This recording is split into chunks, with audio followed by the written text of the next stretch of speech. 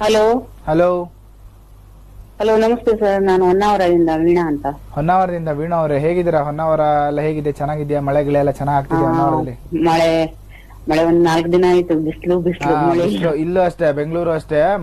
ಸಂಜೆ ಮಧ್ಯಾಹ್ನ ಮಳೆ, ಬೆಳಿಗ್ಗೆ 9 ಗಂಟೆ ಕೆಟ್ಟ ಬಿಸಿಲು.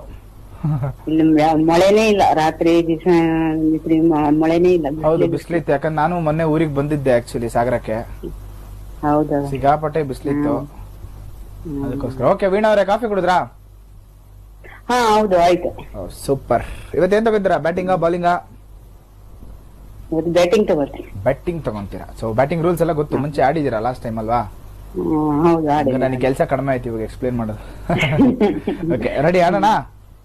ಹಾ ಆಯ್ತು. ಓಕೆ ಗುರುಗಳೇ, ನಮ್ಮ ಹೊನ್ನಾವರದ ವೀಣಾ ಅವರು ಸ್ವಲ್ಪ ನಮ್ಮೂರ್ ಸೈಡ್ ಅವರು ಇವತ್ತು ಬ್ಯಾಟಿಂಗ್ ತಗೊಂತ ಇದ್ರೆ, ನೋಡೋಣ ಹೆಂಗ ಆಡ್ತಾರೆ ಅಂತ. ರೆಡಿ ನಾವು ವೀಣಾ ಅವರೇ?